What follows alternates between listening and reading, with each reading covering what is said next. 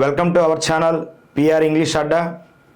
Sir, ఈ సెషన్లో మనం హాస్టల్ వెల్ఫేర్ ఆఫీసర్కి సంబంధించి ట్రెండ్స్ ఇన్ ఎడ్యుకేషన్ అనే విభాగంలో చివరి యూనిట్ అయినటువంటి విద్యా కమిషన్లు అనే అంశం నుండి మాధ్యమిక విద్యా కమిషన్, దాని యొక్క సిఫారసులు, గతంలో మాధ్యమిక విద్యా కమిషన్పై ఎటువంటి ప్రశ్నలు రావడం జరిగింది అనేది ఈ వీడియోలో మనం చూసే ప్రయత్నం చేద్దాం. సార్ కంటెంట్లోకి వెళ్ళే ముందు మన పిఆర్ ఇంగ్లీష్ అడ్డా అతి త్వరలో హాస్టల్ వెల్ఫేర్ ఆఫీసర్కి సంబంధించి లైవ్ సెషన్స్ నిర్వహించడానికి రెడీ అవుతుంది. ఎప్పుడు ఏంటి అనేది మరొక వీడియోతో మీ ముందుకు వచ్చే ప్రయత్నం చేస్తాం. సార్ ప్రధానంగా మనం గమనించినట్లయితే మాధ్యమిక విద్యా కమిషన్. ఈ మాధ్యమిక విద్యా కమిషన్ భారతదేశంలో సెకండరీ విద్య అభివృద్ధికై రావడము జరిగినది. భారతదేశంలో విశ్వవిద్యాలయాల విద్యపై స్వాతంత్ర్య అనంతరం వచ్చినటువంటి తొలి కమిషన్ ఏమిటి అంటే విశ్వవిద్యాలయాల కమిషన్ లేదా డాక్టర్ సర్వేపల్లి రాధాకృష్ణన్ కమిషన్. మరి దేశంలో ప్రాథమిక విద్యకు విశ్వవిద్యాలయాల విద్యకు అనుసంధానమైనటువంటి మాధ్యమిక విద్య బలహీనముగా ఉంది. దానిని బలోపేతం చేయాలనే ఉద్దేశంతో కేంద్ర ప్రభుత్వం క్యాబ్కు అప్పగించగా క్యాబ్ నియమించినటువంటి కమిషనే ఈ యొక్క మాధ్యమిక విద్యా కమిషన్. స్వాతంత్ర్య అనంతరం క్యాబ్ ఏర్పాటు చేసిన రెండవ కమిషన్ ఏది అంటే మాధ్యమిక విద్యా కమిషన్. ప్రధానముగా కేబ్ ఈ కమిషన్ని ఎప్పుడు నియమించింది అంటే 1952వ సంవత్సరం సెప్టెంబర్ 23వ తారీఖున ఈ కమిషన్ నియామకం జరిగినది. మరి ఈ కమిషన్ తొలి సమావేశం ఎప్పుడు జరిగింది అంటే 1952 అక్టోబర్ 6వ తారీఖున ఈ కమిషన్ తొలి సమావేశము జరిగినది. ఈ కమిషన్ తన నివేదికను ఎప్పుడు సమర్పించింది అంటే 1953 ఆగస్టు 29వ తారీఖున ఈ కమిషన్ తన నివేదికను సమర్పించింది. కమిషన్ ఏర్పాటు తొలి సమావేశము. నివేదిక సమర్పణ. మరి ఈ నివేదిక సమర్పణలో ఎన్ని అధ్యాయాలతో సమర్పించింది సార్ అంటే 15 అధ్యాయాలతో 244 పేజీలతో ఉన్నటువంటి అంశాన్ని ఈ యొక్క కేబ్కి మాధ్యమిక విద్యా కమిషన్ అందజేసింది. మరి యొక్క సెకండరీ విద్యా కమిషన్కు అధ్యక్షులుగా ఎవరు వ్యవహరించారు అంటే అప్పటి మద్రాస్ విశ్వవిద్యాలయానికి, మద్రాస్ యూనివర్సిటీకి వైస్ ఛాన్సలర్గా సేవలు అందిస్తున్న డాక్టర్ లక్ష్మణ్ స్వామి మొదలయ్యార్ని ఎన్నుకోవడం జరిగింది సార్. అప్పటి మద్రాస్ విసి డాక్టర్ లక్ష్మణ్ స్వామి మొదలయ్యారండి. ఇతని నేతృత్వంలో 8 మంది సభ్యులతో అనగా 1+7 రూపంలో ఈ కమిషన్ ఏర్పాటు చేయడం జరిగినది కేబ్. మరి కమిషన్ సంపూర్ణముగా దేనిపై అధ్యయనము చేయడము జరిగినది అంటే మాధ్యమిక విద్యపై ప్రధానముగా సేవలు అందించింది.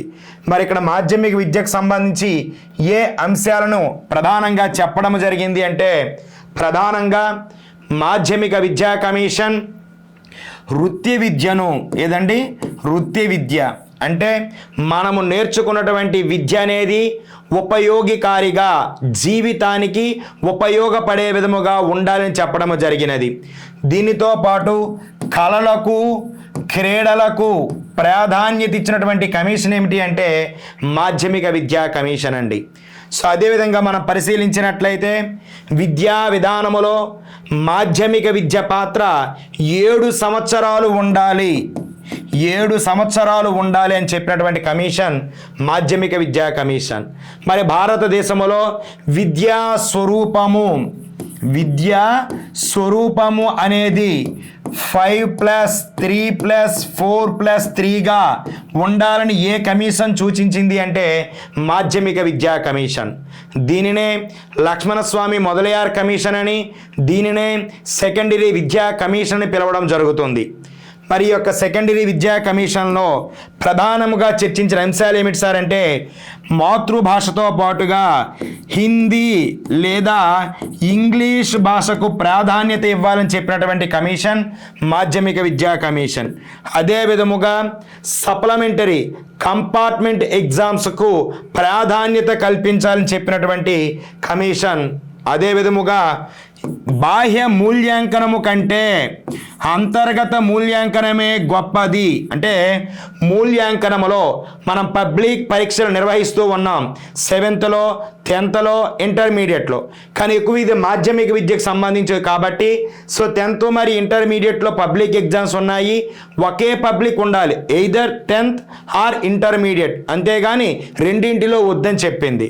వీటితో పాటుగా బాహ్య మూల్యాంకనము అంటే ఒక పరీక్ష ద్వారా విద్యార్థి యొక్క సామర్థ్యాన్ని అంచనా వేయలేము.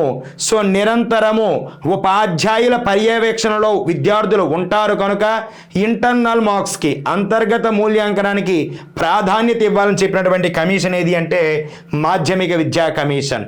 దీనితో పాటుగా ప్రధానముగా వ్యాసరూప ప్రశ్నల కంటే లక్ష్యాత్మక ప్రశ్నలకు ఆత్మాశ్రయత ఎక్కువ కనుక ఆ ప్రశ్నలకు ప్రాధాన్యత ఉండాలని చెప్పింది.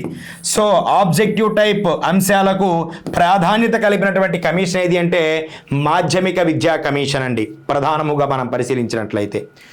ఇక్కడ మనం చూసినట్లయితే ఇక్కడ ఉపాధ్యాయ విద్యా అర్హతలను కూడా మాట్లాడుతుంది. ఇక్కడ డిప్లొమా ఇన్ ఎడ్యుకేషన్కి 2 సంవత్సరాల కాల పరిమితి.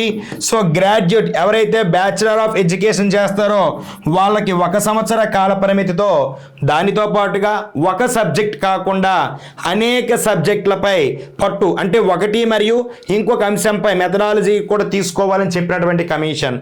స్కూళ్ళ స్థాయిలో మల్టీపర్పస్ స్కూళ్ళను ఏర్పాటు చేయాలి, బహుళార్థ సాధక పాఠశాలను ఏర్పాటు చేయాలని ఏ కమిషన్ సూచించింది అంటే మాధ్యమిక విద్యా కమిషన్. సెకండరీ విద్యలో ఉన్నప్పుడే సాంకేతిక విద్యపై కూడా అవగాహన ఉండాలని సూచించిన కమిషన్ ఏది అంటే మాధ్యమిక విద్యా కమిషన్. మరి మాధ్యమిక విద్యపై ఎటువంటి ప్రశ్నలు రావడం జరిగింది గతంలో అన్నది చూసే ప్రయత్నం చేద్దాం సార్.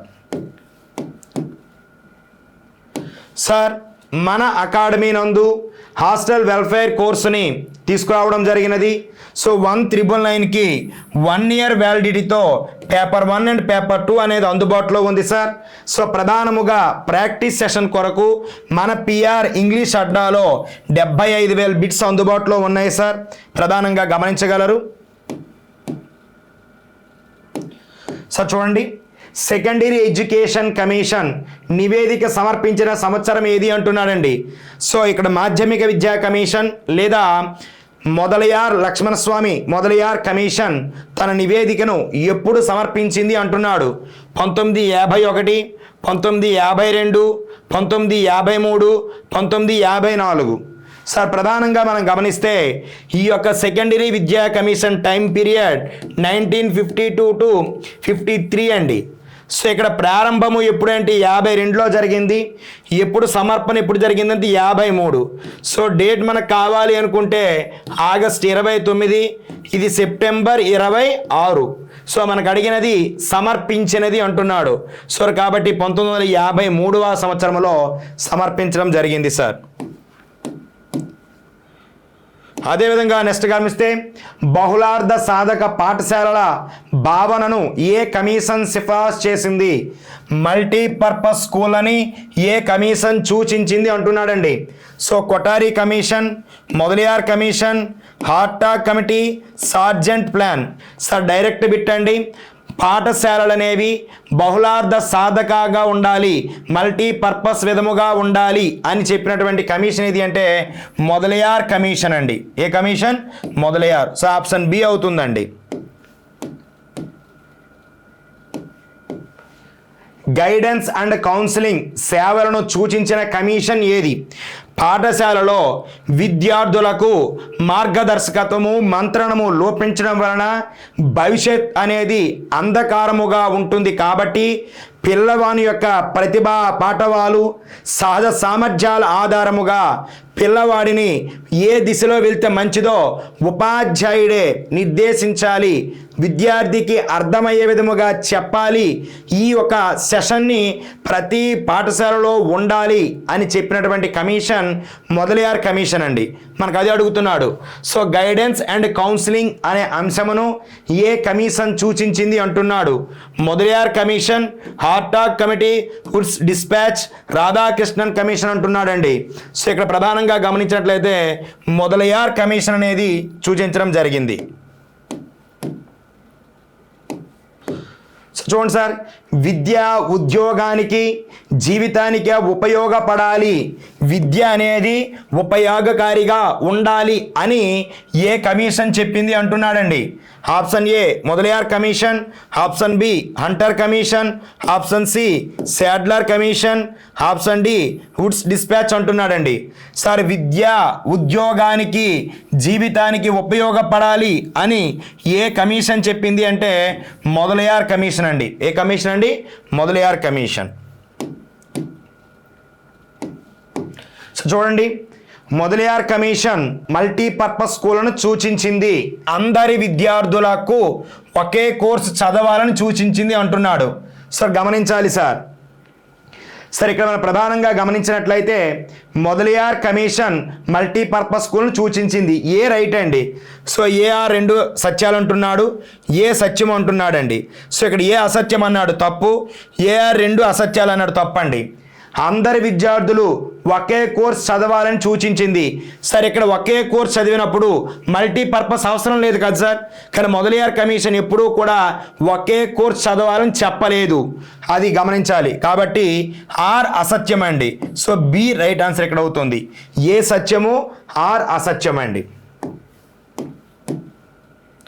సో ఇది ప్రధానంగా మనం చూసినట్లయితే సెకండరీ విద్యా కమిషన్ అంటే ఏమిటి, సో దానిపై ఎటువంటి బిట్స్ రావడం జరిగింది అనేది ఈ సెషన్లో చూడడం జరిగింది sir. Thank you one and all.